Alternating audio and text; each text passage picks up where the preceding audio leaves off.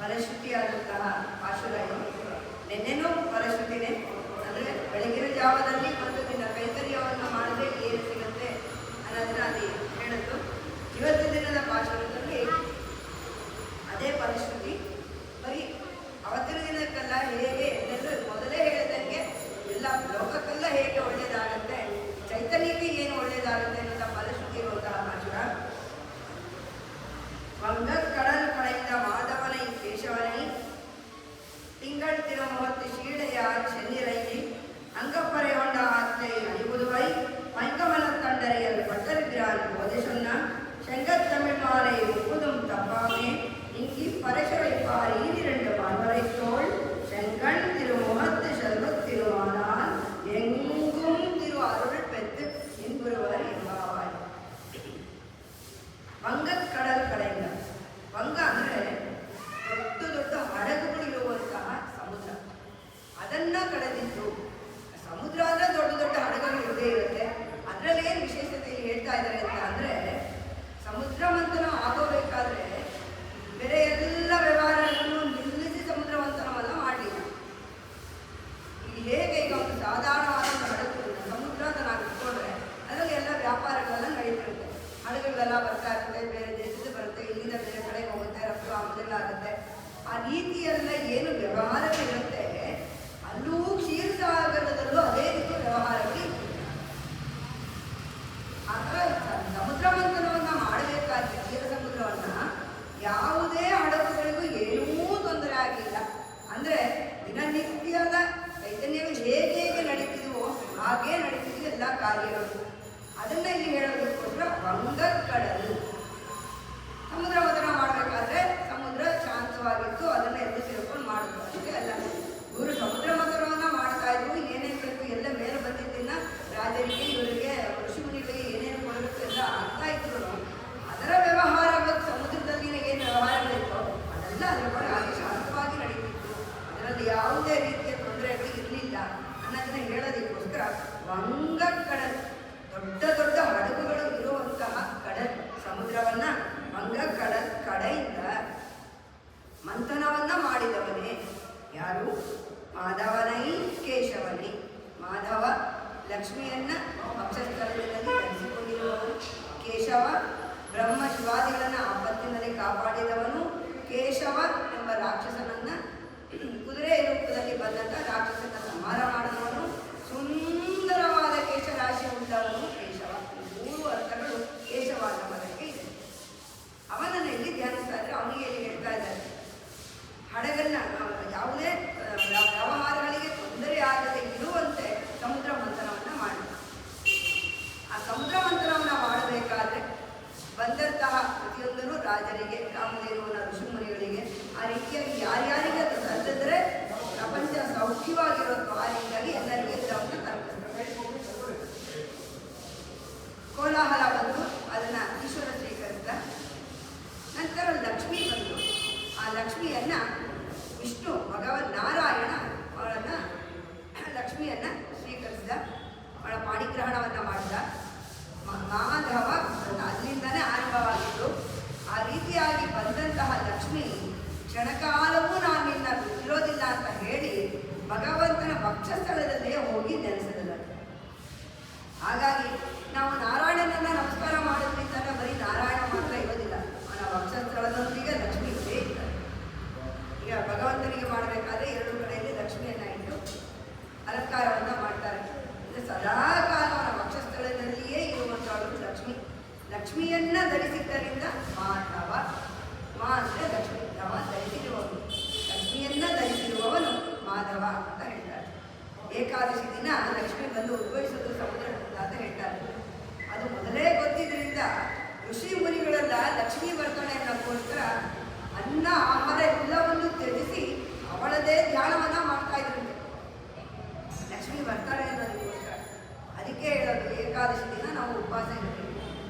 ಉಪವಾಸ ಎರಡು ಅರ್ಥ.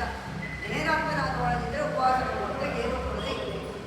ಹಂಗಂದ್ರೆ ಅರ್ಥ ಏನು, ನಮ್ಮ ಶರೀರವನ್ನು ದಂಡಿಸ್ಬೇಕಾ? ನಾವು ಏನು ತಿಂದಿಲ್ಲ ಅಂದರೆ ಶರೀರಕ್ಕೆ ತೊಂದರೆ ಆಗುತ್ತೆ. ಹಾಗಾದರೆ ಉಪವಾಸ ಇದ್ದು ನಮ್ಮ ಶರೀರವನ್ನು ದಂಡಿಸ್ಬೇಕಾ? ಅಲ್ಲ. ಉಪವಾಸ ಸಂಸ್ಕೃತದ ಸರಿಯಾದ ಅರ್ಥ ಅಂದರೆ ಪಕ್ಕದಲ್ಲಿ ನೆಲೆಸೋದು. ಉಪವಾಸ ಯಾರ ಪಕ್ಕದಲ್ಲಿ? ಭಗವಂತನ ಪಕ್ಕ, ಅವನ ಹತ್ತಿರದಲ್ಲಿ ನೆಲೆಸೋದು. ಭಗವಂತನ ಹತ್ತಿರದಲ್ಲಿ ನೆಲೆಸೋದು. ಭಗವಂತನ ಹತ್ತಿರದಲ್ಲಿ ನೆಲೆಸೋದು ಅಂದ್ರೆ ಏನು? ಸದಾ ಕಾಲ ಅವನ ಧ್ಯಾನವನ್ನು ಮಾಡಬೇಕು. ಆಹಾರಗಳನ್ನೆಲ್ಲ ಕಮ್ಮಿ ತಗೋತಾರೆ, ಕೆಲವರು ಏನೂ ತಗೊಳ್ಳೋದಿಲ್ಲ. ಆಹಾರ ತಗೊಳ್ಳದೆ ಟಿವಿ ನೋಡಿಕೊಂಡು ಕೂತ್ಕೊಳ್ಳೋದಲ್ಲ ಉಪವಾಸ. ಟಿವಿ ನೋಡಿದ್ರು ಅವನ್ನ ನೋಡಿದ್ರೆ ಅದು ನಡೆಯುತ್ತೆ. ಎಷ್ಟೋ ಜನ ಶಿವರಾತ್ರಿ ಎಲ್ಲ ಮಾಡ್ತಾರೆ. ಏನು ಮಾಡ್ತಾರೆ? ರಾತ್ರಿ ಇಡೀ ಎಲ್ಲ ಜಾಗರಣೆ ಇರಬೇಕು ಅನ್ನೋಕ್ಕೋಸ್ಕರ ಒಂದು ಟಿವಿ ನೋಡೋದು, ಬೇರೆ ಆಟಗಳು ಆಡೋದು, ಅದನ್ನೆಲ್ಲ ಮಾಡ್ತಾರೆ. ಶಿವರಾತ್ರಿ ಅದನ್ನ ಅವನ ಹತ್ತಿರದಲ್ಲಿ ಅವನ ಧ್ಯಾನವನ್ನು ಮಾಡಬೇಕು ಅನ್ನೋಕ್ಕೋಸ್ಕರ ರಾತ್ರಿ ಇಡೀ ಅವನ ಧ್ಯಾನವನ್ನು ಮಾಡಬೇಕು ಅಂತ ಮಾಡಿರೋದು. ಸರಿಯಾಗಿ ಮಾಡೋರಾದರೆ ಜಾವ ಪೂಜೆಗಳು ಎಲ್ಲರೂ ಮಾಡ್ತಾರೆ. ಆದರೆ ಆ 4 ಜಾವದಲ್ಲಿ ಸಂಧಿ ಕಾಲಗಳಲ್ಲಿ ಅವರ ಪೂಜೆಯನ್ನು ಮಾಡಬೇಕು. ಅದೇ ರೀತಿ ಏಕಾದಶಿ ಕೂಡ ಅಷ್ಟೇ. ಉಪವಾಸವನ್ನು ಮಾಡಬೇಕು ಅಂದರೆ ಬರೀ ಹೊಟ್ಟೆಗೆ ಏನೂ ಕೊಡದೆ ಶರೀರವನ್ನು ದಂಡಿಸೋದಲ್ಲ, ಅವನ ಹತ್ತಿರದಲ್ಲಿ ವಾಸವನ್ನು ಮಾಡಬೇಕು. ಅವನ ಹತ್ತಿರದಲ್ಲಿ ವಾಸ ಮಾಡೋದು ಅಂದರೆ ಅರ್ಥ ಅವನ ಧ್ಯಾನವನ್ನೇ ಮಾಡೋದು ಅಂತ. ಹಾಗಾಗಿ ಆ ದಿನ ಋಷಿ ಮುನಿಗಳೆಲ್ಲ ಲಕ್ಷ್ಮೀದೇವಿ ಬರ್ತಾ ಇದ್ದಾಳೆ, ಅವಳ ಅವತಾರನ ಬರ್ತಾ ಇದ್ದಾಳೆ ಅಂತ ಹೇಳಿ ಲಕ್ಷ್ಮಿಯ ಧ್ಯಾನವನ್ನೇ ಮಾಡ್ತಿದ್ರಂತೆ ಋಷಿ ಮುನಿಗಳೆಲ್ಲ.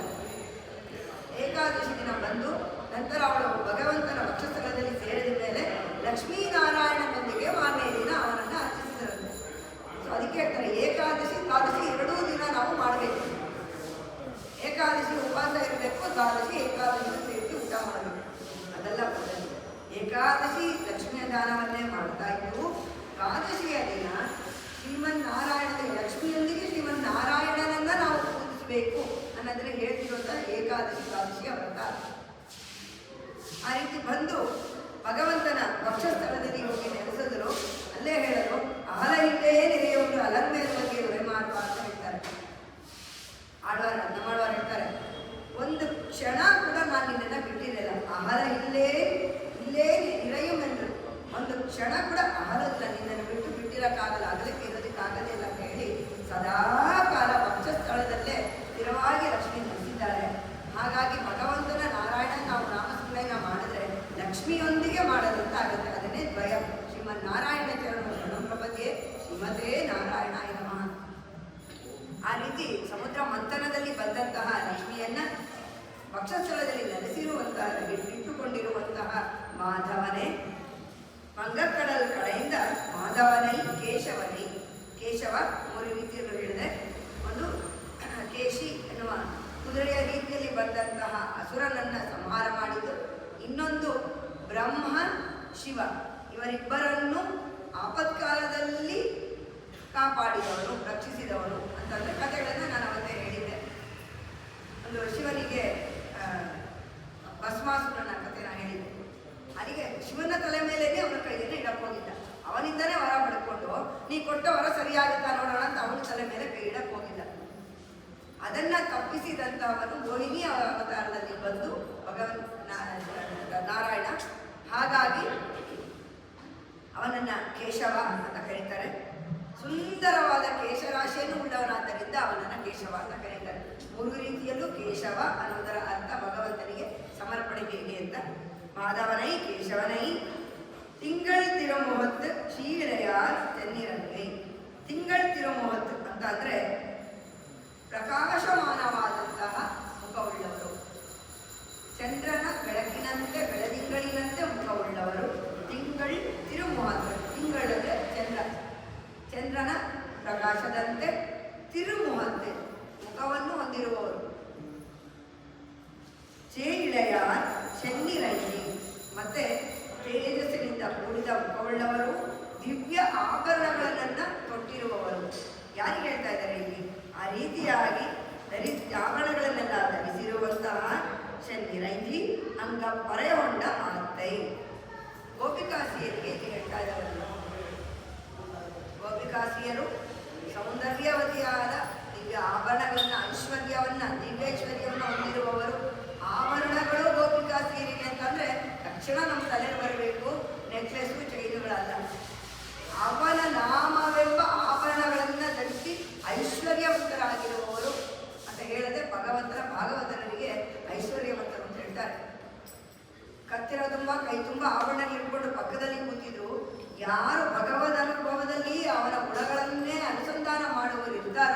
ಮೂಲ ಐಶ್ವರ್ಯವೇ ವಿನಃ ಲೌಕಿಕವಾದ ಐಶ್ವರ್ಯವನ್ನು ಉಳ್ಳವರಲ್ಲ. ಆ ರೀತಿಯಾದ ಭಗವನ್ನಾಮ ಗುಣಗಳನ್ನು ಹೊಂದಿರುವಂತಹ ಗೋಪಿಕಾಸಿಯರು, ಐಶ್ವರ್ಯವತಿಯಾದ ಗೋಪಿಕಾಸಿಯರು ಶಚಿರಂತಿ ಅಂಗ ಪರೆಯೊಂಡ ವಾರ್ತೆ ಅಣಿಬುದುವೈ ಭಗವಂತನ ಬಳಿಗೆ ಹೋಗಿ ಅವನ ಬಳಿ ಬಂದು ಅವನನ್ನು ನಮಸ್ಕರಿಸಿ ಮೈಂಗಮರ ತಂದರಿಯಲ್ಲಿ ಪಟ್ಟರಿಸಿರಾದೇಶನ್ನ ಅವನಿಗೆ ನಮಸ್ಕರಿಸಿ ಗುಣ ಇರುವಂತಹ ಜ್ಞಾನ ಭಕ್ತಿ ವೈರಾಗ್ಯ ಭೂಷಿತರಾದಂತಹ ಈ ಆಭರಣಗಳನ್ನು ಧರಿಸಿರುವಂತಹ ಭಾಗವತರು ಭಗವಂತನ ಬಳಿ ಹೋಗಿ ಅಂಗಪರೆಯೊಂಡ ಆತೈ ಆ ಗೋಕುಲದಲ್ಲಿ ತಮಗೆ ಇಷ್ಟವಾದ ಪರೈವಾದ್ಯವನ್ನು ಪಡ್ಕೊಂಡು ಅಂಗಪರೈಗೊಂಡ ಆತೈ ವಿಷಯ ಅಲ್ಲಿಂದ್ರೆ ಇಲ್ಲಿ ಗೋಕುಲದಲ್ಲಿ ಅಂಗ ಪರೈಗೊಂಡ ಪರೈ ಅಂತ ಅಂದರೆ ಅವರು ಕೇಳಿದ್ದು ವಾದ್ಯ ಅಂದರೆ ಇಲ್ಲಿ ಕೈಂಕರ್ಯವನ್ನು ಕೊಂಡ ವಾರ್ತೆ. ಯಾವ ರೀತಿ ಅವನ ಕೈಂಕರ್ಯವನ್ನು ಪಡೆದುಕೊಂಡು 30 ದಿನಗಳು ಅವನ ಸ್ಮರಣೆಯನ್ನು ಮಾಡಿ ಅವನ ಕೈಂಕರ್ಯವನ್ನು ಪಡೆದುಕೊಂಡರು. ಆ ಗೋಕುಲದಲ್ಲಿ ಇಷ್ಟವಾದ ಕೈಂಕರ್ಯವನ್ನು ಪಡೆದಂತಹ ಪ್ರಕಾರದಲ್ಲಿ ಅಂಗ ಪರೆಗೊಂಡ ಆತೈ ಆ ಪ್ರಕಾರದಲ್ಲಿ ಅಣಿಬುದುವಾಯಿ ಪೈಂಗಮಲ ತಂಡರಿಯಲ್ಲಿ ಪಟ್ಟರಿದ್ರಾನ್ ಉಪದೇಶವನ್ನ ಸುಂದರವಾದ ಶ್ರೀವಿಧಿ ಪುತ್ತೂರು. ನೆನೆ ಹೇಳ್ದಂಗೆ ತವರು ಅಂತ ಅಂದರೆ ಪ್ರತಿಯೊಂದು ಹೆಣ್ಣುಮಕ್ಕಳಿಗೂ ತುಂಬ ವಿಶೇಷವಾದದ್ದು. ತವರು ಮನೆ, ತಂದೆ ತಾಯಿ ಸದಾ ಕಾಲ ಗಂಡನ ಮನೆಯಲ್ಲಿದ್ದರೂ ಆ ಕಡೆನೇ ಅವರು ಯೋಚನೆ ಮಾಡ್ತಾ ಇರ್ತಾರೆ. ಯಾರಾದರೂ ನಿಮ್ಮ ಅಮ್ಮನ ಮನೆ ಯಾವುದು ಅಂತ ಕೇಳಿದ್ರೆ ಇಲ್ಲಿಗಿಂತ ಹೆಚ್ಚಾಗಿ ದೊಡ್ಡದಾಗಿ ಅದರ ವೃತ್ತಾಂತವನ್ನೇ ಹೇಳ್ತಾರೆ. ಆ ರೀತಿಯಾಗಿ ಗೋದೆಯನ್ನು ಹೇಗೆ ಪರಿಚಯ ಮಾಡ್ತಾ ಇದ್ದಾರೆ. ಮೊದಲು ದಿವ್ಯಾಭರಣ ಪೂರ್ತಿ ಉಳ್ಳವಳು, ಅಲ್ಲಿ ಭಗವಂತನ ಕೈಂಕರ್ಯವನ್ನು ಪಡೆದವಳು ಅಂತ ಹೇಳಿದ್ರು. ಅದರ ಪಡೆದವಳು ಯಾರು? ಗೋದೆ. ಆ ಗೋದೆ ಯಾರು? ಅಣಿಪುದುವೈ ಪೈಂಗಮಲ ತಂಡರಿಯಲ್ ಸುಂದರವಾದ ಅಣಿಪುದುವೈ ಶ್ರೀವಿಲಿಪುದು. ಅಲ್ಲಿ ಯಾರು ಶೀತಲವಾದ ತಾವರೆ ಪುಷ್ಪದ ಮಣಿಹಾರವನ್ನು ಧರಿಸಿರುವ ಬ್ರಾಹ್ಮಣೋತ್ತಮರು ಅವರ ಹಬ್ಬ. ಮೊದಲು ಅಣಿಪುದುವೈ ಶ್ರೀವಿಲಿಪುತ್ತೂರನ್ನು ಹೊಗಳು, ನಂತರ ತನ್ನ ತಂದೆಯನ್ನು ಸಾಕು ತಂದೆಯನ್ನು ಪೆರಿಯಾಳ್ವಾರನ್ನು ಅಲ್ಲಿ ಹೊಗಳ್ತಾ ಇದ್ದಾರೆ. ಆ ರೀತಿಯಾದ ವಿಷ್ಣು ಚಿತ್ತರ ಮಗಳಾದವಳು ಶೀತಲವಾದ ತಾವರೆ ಪುಷ್ಪದ ಮಣಿಯ ಹಾರವನ್ನು ಧರಿಸಿರುವವರು ವಿಷ್ಣು ಚಿತ್ತರು. ಆ ವಿಷ್ಣು ಚಿತ್ತರು ಸದಾ ಕಾಲ ವಿಷ್ಣುವಿನ ಸ್ಮರಣೆಯನ್ನೇ ಮಾಡುತ್ತಿದ್ದವರು. ಆ ವಿಷ್ಣು ಚಿತ್ತರ ಮಗಳಾದ ಗೋದೆಯಿಂದ ಪೈಂಗಮಲ ತಂಡರಿಯಲ್ಲಿ ಪಟ್ಟರಿಪಿರಾನ್ ಪಾಂಡ್ಯ ದೇಶದ ರಾಜ ಅವರಿಗೆ ಕೊಟ್ಟಂತಹ ಬಿರುದು. ದೇವತೆಗಳಂತಹ ಭಟ್ಟರವರು ಕೊಟ್ಟಂತಹ ಬಿರುದು. ಪರತತ್ವನ ಮಂಡಿಸಿದ ಮೇಲೆ ಪಟ್ಟರಿಪಿರಾನ್ ಗೋದೇಶನ್ನ. ಈ ಪಟ್ಟರಿಪಿರಾನ ಮಗಳು ಗೋದೆ. ಶಿವಲಿಪುತ್ತೂರು ದಿವ್ಯವಾದ ಜಾಗ, ಪಂಡಿತರೆಲ್ಲ ಇರುವಂತಹ ಜಾಗ. ನಿನ್ನೆ ಕೂಡ ಅವಳ ವಾಡಮಾಯಿರಮ್ಮಲ್ಲಿ ಹೇಳಿದ್ರು, ಪಂಡಿತರೆಲ್ಲರೂ ಉಚ್ಚಕಂಠದಿಂದ ವೇದವನ್ನು ಹೇಳ್ತಾ ಇದ್ದಾರೆ ನನ್ನ ಮದುವೆ ಸಮಯದಲ್ಲಿ ಅಂತ. ಆ ವಿಲ್ಲಿಪುತ್ತೂರು ಅನ್ನೋದು ಮೊದಲಿಂದಲೂ ಪಂಡಿತರಿಗೆ ಹೆಸರುವಾಸಿಯಾದಂತಹ ಜಾಗ. ಅಲ್ಲಿ ವಿಶೇಷವಾದದ್ದು ವಟಪತ್ರಶಾಹಿ ಭಗವಂತ ನೆಲೆಸಿರೋದು. ಅದಕ್ಕೆ ನಂತರ ಬಂದದ್ದು ಪಟ್ಟರಿಪಿರಾನ್ ಪೆರಿಯಾಳ್ವಾರ. ಈ ಮೂರರಿಂದಲೇ ವಿಶೇಷವಾದಂತಹ ಆ ವಿಲ್ಲಿಪುತ್ತೂರು ಆಂಡಾಳು ಅಲ್ಲಿ ಬಂದು ಆವಿರ್ಭವಿಸಿ ಮತ್ತೆ ಶಿಲ್ಪಾವಯಗಳನ್ನು ಮಾಡಿದ್ದರಿಂದ ಇನ್ನೂ ಉನ್ನತವಾದ ಮಟ್ಟಕ್ಕೆ ಶಿವಲಿಪುತ್ತೂರು ಹೋಯಿತು ಅಂತ ಹೇಳಿ ಶಿವಲಿಪುತ್ತೂರು ಬಗ್ಗೆ ಹೆಚ್ಚಿನ ವಿಶೇಷವಾದ ಅರ್ಥವನ್ನು ಇಲ್ಲಿ ಕೊಡ್ತಾರೆ. ಗೋದಾದೇವಿ ಹೇಳಿದ ಪಿತೃ ಸಮಾನರು ಆಚಾರ್ಯರು. ಏನಕ್ಕೆ ಇಬ್ಬರನ್ನ ಅವರ ಹೆಸರನ್ನ ಹೇಳಿ ಗೋದೆ ಹೆಸರನ್ನು ಹೇಳಿದರು? ಒಂದು ಇಂಥವರ ಮಗಳು ಅಂತ ಹೇಳಿದ್ರು. ನಂತರದಲ್ಲಿ ಆಚಾರ್ಯರು, ಅವರಿಗೆ ಗುರುಗಳು ಕೂಡ ತಂದೆ ಗೋದೆ. ಪಿತೃ ಸಮಾನರು ಆಚಾರ್ಯರೇ ಆದ ಪೆರಿಯಾಳ್ವಾರರ ಹೆಸರನ್ನ ನಂತರ ನನ್ನ ಹೆಸರನ್ನ ಹೇಳ್ತಾ ಇದ್ದಾರೆ ಗೋದೆ. ಇಂಥವರ ಮಗಳಾದ ಗೋದೆ ಭಾಗವತೋತ್ತಮರ ಮಗಳು ನಾನು, ದೇವರ ಮಹಾಭಕ್ತ ಅವರು. ಇಂಥವರ ಮಗಳು ನಾನು ಅಂತ ತುಂಬ ಹಿರಿಮೆಯಿಂದ ಗೋದೆ ಈ ಭಾಷಣದಲ್ಲಿ ಹೇಳ್ಕೊಳ್ತಾ ಇದ್ದಾರೆ. ಆ ರೀತಿಯಾಗಿ ಅಂಥವರ ಮಗಳಾದ ನಾನು ಶಂಗತ್ ತಮಿಳ್ ಮಾಲೆ ಮುಗಿದು ತಪ್ಪಾಮೆ. ಶಂಗತ್ ತಮಿಳ್ ಮಾಲೆ ಉತ್ತಮವಾದ ದ್ರಾವಿಡ ಭಾಷೆಯಲ್ಲಿ ಇರುವಂತಹ ತಮಿಳಿನ ಮಾಲೆ ಅಂತ ಹೇಳಿದ್ರು. ಶಂಗ ಎರಡು ರೀತಿಯಲ್ಲಿ ಬರುತ್ತೆ. ಒಂದು ಇವರು ಶಂಗಮಿರುಪಾರ್ ಕೋಲ್ವಂತ ಅಂತೇಳಿ ಹೇಳಿದ್ವಿ. ನಾವು ಎಲ್ಲ ಒಟ್ಟೊಟ್ಟಿಗೆ ಬಂದು ನಿನ್ನ ಧ್ಯಾನವನ್ನು ಮಾಡ್ತಾ ಇದ್ದೀವಿ, ನಿನ್ನ ಬಳಿ ಬಂದಿದ್ದೀವಿ, ನಿನ್ನ ಕೈಂಕರ್ಯವನ್ನು ಕೇಳ್ತಾ ಇದ್ದೀವಿ. ನಾನು ಒಬ್ಬಳೇ ಬಂದಿಲ್ಲ, ಸ್ವಾರ್ಥದಲ್ಲಿ ನಾನು ಬಂದಿಲ್ಲ, ಎಲ್ಲರನ್ನ ಕರೆದುಕೊಂಡು ಬಂದು ಇಲ್ಲಿ ನಿನ್ನ ಕೈಂಕರ್ಯವನ್ನು ಎಲ್ಲರಿಗೂ ಕೇಳ್ತಾ ಇದ್ದೀವಿ. ಓರ್ವನು ಶಂಗಂಗಳು ಪೋಯಿ ಪಾಡೋಣ ಏನು ಹೇಳೋದು. ನನಗೊಬ್ಬಳು ನೀನು ಪಾಂಚಜನ್ಯ ಕೊಡು ಅಂತ ಕೇಳಲಿಲ್ಲ. ಓರ್ವನ ಶಂಗಂಗಳು, ಯಾಕೆಂದರೆ ಎಲ್ರಿಗೂ ಬೇಕು ಆ ರೀತಿಯಾದ ಶಂಗ. ನಾವು ಇಷ್ಟೊಂದು ಜನ 5 ಲಕ್ಷ ಜನ ಇದ್ದೀವಿ. ನಾವು 5 ಲಕ್ಷ ಮನೆ ಅಂತ ಹೇಳ್ತಾರೆ ಅಲ್ಲ ಗೋಕುಲದಲ್ಲಿ. ಒಬ್ಬೊಬ್ಬರು ಅಂತ ತಗೊಂಡ್ರೆ 5 ಲಕ್ಷ ಆಯಿತು. ಅಲ್ಲಿ ಯಾರು ಇಬ್ಬರು ಗೋಪಿಕಾ ಸೇರಿದ್ರೆ ಅಲ್ಲೇ ಇನ್ನೂ ಒಬ್ಬರು ಒಂದು ಮನೆಯಲ್ಲಿ ಇನ್ನೂ ಒಂದು ಜಾಸ್ತಿ ಆಗುತ್ತೆ. ಅಷ್ಟೂ ಜನ ನನಗೆ ವ್ರತಕ್ಕೆ ಹೋಗಿರೋದು. ಹಂಗಿರೋದ್ರಿಂದ ಎಲ್ಲರೂ ಸೇರಿ ಒಟ್ಟಾಗಿ ಹೇಳಿರುವಂಥ ಶನ್ ತಮಿಳು, ಒಟ್ಟಿಗೆ ಇರುವಂಥ ಶನ್ ತಮಿಳು. ಇನ್ನೊಂದು ರೀತಿಯಲ್ಲಿ ಶಂಗರ್ ತಮಿಳ್ ಮಾಲೆ, 30 ಪಾಶುರ ಇರುವಂತಹ ತಮಿಳಿನ ಮಾಲೆ. ಮಾಲೆ ಬೇಕಳು ಪಾಡಿಕೊಡುತ್ತಾள் ನಲ್ ಪಾಮಾಲೈ, ಹೂಮಾಲೆ ಈಶ್ವರಿಕೊಡುತ್ತಾಳೆ. ಹೂವಿನ ಮಾಲೆಯನ್ನು ತಾನು ಧರಿಸಿಕೊಟ್ಟಳು. ಅದೇ ರೀತಿ ಪಾಮಾಲೆ, ಹಾಡು ಎನ್ನುವ ಮಾಲೆಯನ್ನ ಹಾಡಿ ಸಮರ್ಪಿಸುವುದು ಅಂತ ಹೇಳ್ತಾರೆ. ಅವಳು ಬರೀ ಹೇಳಿಬಿಟ್ಟು ಇದನ್ನೆಲ್ಲ ನೀವುಗಳೆಲ್ಲ ಹೇಳ್ಕೋಬೇಕು. ಈಗ ನಾನು ಈ ಶ್ಲೋಕ ಹೇಳ್ಕೊಟ್ಟಿದ್ದೀನಿ, ನಾಳೆಯಿಂದ ನೀವು ಹೇಳ್ಕೊಡಿ. ಶ್ಲೋಕ ಬರ್ಕೊಟ್ಟಿದ್ದೀನಿ, ನಾನು ಬರ್ದಿರೋದು ನಾಳೆಯಿಂದ ಹೇಳಿದ್ದ ಯಾರಿಗೂ ಹೇಳಲಿಲ್ಲ. ತಾನೇ ಹಾಡಿ ಭಗವಂತನಿಗೆ ಅದನ್ನು ಸಮರ್ಪಿಸೋದು, ಅದನ್ನು ಪಾಮಾಲೆ, ಹಾಡಿನ ಮಾಲೆ ಅಂತ ಹೇಳೋದು. ಹೂಮಾಲೆಯನ್ನು ಕೊಟ್ಟಕ್ಕೆ ಪಾಮಾಲೆಯನ್ನು ಕೊಟ್ಟರು. ಮಾಲೆ ಏಕಾಯ್ತು, 30 ಪಾಶುರ ಇದೆ, ಹಾಗಾಗಿ ಅದು ಮಾಲೆ. ಒಂದೇ ಒಂದು ಹೂ ಇದ್ರದ್ದು ಮಾಲೆ ಆಗುತ್ತಾ? ಇಲ್ಲ. 100 ಹೂ ಇದ್ದಾಗ ಅದನ್ನು ಒಂದು ಮಾಲೆಯನ್ನು ಮಾಡಿ ನಾವು ಭಗವಂತನಿಗೆ ಹೇಗೆ ಸಮರ್ಪಣೆಯನ್ನು ಮಾಡುತ್ತೀವೋ ಆ ಥರದಲ್ಲಿ 30 ಉತ್ತಮ ಪಾಶುರಗಳನ್ನು ಬರೆದು ಅದನ್ನು ಒಂದು ಮಾಲೆಯನ್ನು ಮಾಡಿ ಭಗವಂತನಿಗೆ ತಲುಪಿಸಿ. ಈ ಮಾಲೆಯನ್ನು ಭಗವಂತನಿಗೂ ತಲುಪಿಸಿ ನಮಗೂ ತೋರಿಸ್ಕೊಟ್ಟಿದ್ದಾಳೆ. ಈ ರೀತಿಯಾಗಿ ನೀವು ಅವರಿಗೆ ತಲುಪಿಸಬೇಕು. ನಮಗೆ ಎಷ್ಟು ಸುಲಭವಾಯಿತು ಅದರಿಂದ ಅಂತ ಅಂದರೆ, ನಾವು ಈ ತಿರುಪಾವಯನ್ನು ಹೇಳಿದ್ರೆ ಭಗವಂತ ನಾನು ಆಂಡಾಡ್ ಹೇಳಿರೋ ಮಾಲೆ ತಿರುಪಾವೈ ಇದನ್ನು ಅವ್ರು ಹೇಳ್ತಾ ಇದ್ದಾರೆ. ತಪ್ಪಾದರೂ ಪರವಾಗಿಲ್ಲ, ಅವನಿಗೆ ಹೇಗೆ ಆಂಡಾಳ್ ಅದನ್ನು ಹೇಳಿದ್ಲೋ, ಹೇಗೆ ಆಂಡಾಳ್ ಸಮರ್ಪಿಸಿದ್ಲೋ ಅದೇ ಥರ ಅವನ ಕಿವಿಗೆ ಕೇಳುತ್ತಂತೆ ಭಗವಂತನಿಗೆ. ಅದಕ್ಕೆ ತಿರುಪಾವೈಯನ್ನು ಹೇಳಬೇಕು. ಲಕ್ಷ್ಮೀ ಅವನಿಗೆ ಸಮರ್ಪಿಸಿದ್ರಿಂದ, ಗೋದೆ ಅವನಿಗೆ ಸಮರ್ಪಿಸಿದ್ರಿಂದ ಅದು ತುಂಬ ಇಷ್ಟವಾದದ್ದು. ಯಾವುದೇ ಕಾರಣಕ್ಕೂ ಲಕ್ಷ್ಮಿ ಹೇಳಿದ್ದ ಮಾತನ್ನ ತೆಗೆದುಹಾಕಂಗೆ ಇಲ್ಲ ಭಗವಂತ. ಹಾಗಿರೋದ್ರಿಂದ ಅವಳು ಹಾಡಿರೋ ಮಾಲೆ, ಅವಳು ಹಾಡಿರೋ ಈ ಹಾಡು, ಇದನ್ನ ಅವರು ನನಗೆ ಭಕ್ತರು ಹೇಳ್ತಾ ಇದ್ದಾರೆ ಅಂತ ಹೇಳಿ ಸದಾ ಕಾಲ ನಾವು ಹೇಳ್ತಾ ಇದ್ರು, ಗೋದೆ ಹೇಳದಂಗೆ ಇರುತ್ತಂತೆ ಭಗವಂತ. ಅದಕ್ಕೋಸ್ಕರ ಸಂಗತ್ತಮಿಳ್ ಮಾಲೆ ಒಪ್ಪುದು ತಪ್ಪಾಮೆ, 30 ತಪ್ಪದೆ ಹೇಳಬೇಕಂತ. ಏನಕ್ಕೆ 30 ತಪ್ಪದೆ ಹೇಳಬೇಕು? ಒಂದು ಸರ ಇರುತ್ತೆ, ಅದರಲ್ಲಿ 30 ಥರ ಹರಳುಗಳು ಮುತ್ತುಳುಗಳು ಎಲ್ಲರನ್ನ ಹಾಕಿ ಒಂದು ಸರವನ್ನು ನಾವು ಮಾಡಿರ್ತೀವಿ. ತುಂಬ ಚೆನ್ನಾಗಿರುತ್ತೆ. ಅದರಲ್ಲಿ ಯಾವುದೋ ಒಂದು ಹವಳನೋ ಮುತ್ತೋ ಉದುರೋಯ್ತು, ಮಾಲೆ ಚೆನ್ನಾಗಿರುತ್ತೆ ಆಗ ಇರೋದಿಲ್ಲ. ಅದೇ ರೀತಿ ಒಂದೊಂದು ಅಷ್ಟೊಂದು ಅತ್ಯುತ್ತಮವಾದಂತಹ ಪಾಶುರಗಳು. ಯಾವುದನ್ನು ಹೇಳಿ ಯಾವುದನ್ನು ಬಿಡಬಹುದು ಅಂತ ನಿಶ್ಚಯಕ್ಕೆ ನಾವು ಬರೋದಕ್ಕೆ ಸಾಧ್ಯನೇ ಇಲ್ಲ. ಮೊದಲನೇ ಚೆನ್ನಾಗಿದೆ ಹೇಳೋಣ, ನಂತರ ಹೇಳಿದ ನಂತರ ಇನ್ನೂ ಚೆನ್ನಾಗಿದೆ. ತಾಯಾರ್ದು ಪುರುಷಾಕಾರದಿಂದ ತಾಯಾರ ಜೊತೆ ನಾವು ಹೋಗ್ತಾ ಇದ್ದೀವಿ, ಭಗವಂತನನ್ನ ಆಡ್ತಾ ಇದ್ದೀವಿ, ಭಗವಂತನ ಸ್ಮರಣೆಯನ್ನು ಮಾಡ್ತಾ ಇದ್ದೀವಿ. ಅವನ ದಿವ್ಯಮಂಗಳ ವಿಗ್ರಹ ಹೇಗಿದೆ ಅನ್ನೋದು ಇನ್ನೊಂದು ಪಾಶುರದಲ್ಲಿ, ಅವನ ಲೀಲೆಗಳೆಲ್ಲ ಏನೋ ಅದಕ್ಕೆ ಮಂಗಳಾಶಾಸನ ಇನ್ನೊಂದರಲ್ಲಿ. ಹೀಗೆ ಎಲ್ಲರಲ್ಲೂ ಬರ್ತಾ ಇದ್ದಾಗ ಒಂದಕ್ಕಿಂತ ಒಂದು ಉತ್ತಮವಾದ ಪಾಶುರಗಳು. ಇವತ್ತು ಇದನ್ನೇ ಹೇಳೋಣ, ಇದು ತುಂಬ ಚೆನ್ನಾಗಿದೆ ಅಂತ ಆಯ್ಕೆ ಮಾಡಿಕೊಳ್ಳೋದಕ್ಕೆ ಯಾವ ಪಾಶುರಗಳು ಇಲ್ಲ, ಎಲ್ಲ ಉತ್ತಮವಾದ ಪಾಶುರಗಳು. ಹಾಗಾಗಿ ಏನು ಮಾಡಬೇಕು? ಅವಾಗ 30 ಪಾಶುರಗಳನ್ನು ಹೇಳಬೇಕು, ಉತ್ತಮವಾದಂಥ 30 ಪಾಶುರಗಳು. ಈಗ ಅದನ್ನೇ ಗೋದೆ ಹೇಳ್ತಾ ಇರೋದು. ಗೋದೆ ಅಂದರೆ ಇದು ಫಲಶ್ರುತಿಯನ್ನು ಹೇಳ್ತಿರೋದು. ಈ ರೀತಿಯಾದಂಥ ಗೋದೆ ಹಾಡಿರುವಂತಹ ಇದನ್ನು ಹೇಳಿದ್ರೆ ಹೇಗಿರುತ್ತೆ?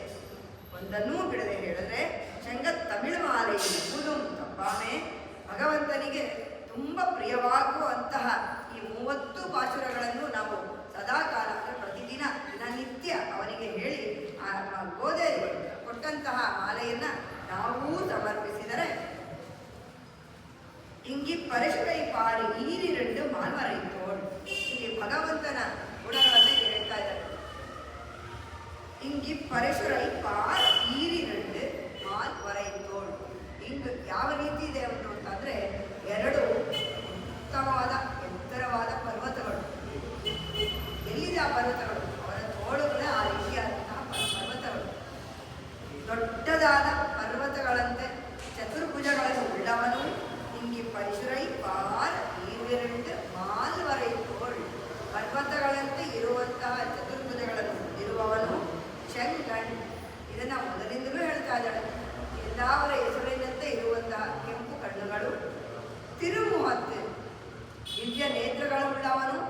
ದಿವ್ಯ ಮುಖಾರವಿಂದವನ್ನು ಹೊಂದಿರುವವನು.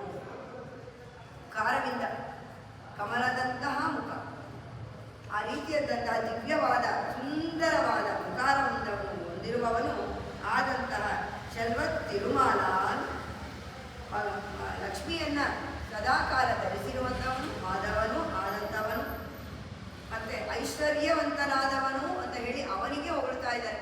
ಸಕಲ ಕಲ್ಯಾಣ ಗುಣಗಳನ್ನು ಹೊಂದಿರುವಂತಹ ಭಗವಂತನು, ದಿವ್ಯ ನೇತ್ರಗಳು, ದಿವ್ಯ ಭುಜಗಳು, ದಿವ್ಯ ಮುಖಾರವಿಂದಗಳು, ಮತ್ತೆ ಲಕ್ಷ್ಮಿಯನ್ನ ಹೊಂದಿರುವಂತಹ ದಿವ್ಯ ಐಶ್ವರ್ಯವನ್ನು ಹೊಂದಿರುವಂತಹ ಶ್ರೀಮದ್ ನಾರಾಯಣನು ಎಂಗುಂ ತಿರುವ ಅರುಳ್, ಎಲ್ಲೆಲ್ಲೂ ಯಾವಾಗಲೂ ನಮಗೆ ಒಳ್ಳೆಯದನ್ನೇ ಮಾಡುತ್ತಾನೆ. ಇದು ಅರುಳ್ ಬೆದ್ದ ಎಂಬ ಈ ರೀತಿಯಾದ ನಮ್ಮ ವ್ರತ ಎಂಗುಂತಿರುವ ಅರುಳ್ ಪದ. ಎಂಗುಂ ಅಂದರೆ ಎಲ್ಲೆಲ್ಲೂ ಮತ್ತು ಯಾವಾಗಲೂ, ಎಂಗುಂ ಸದಾಕಾಲ, ಸರ್ವತ್ರ, ಸರ್ವದೇಶ, ಸರ್ವಾವಸ್ಥೆ.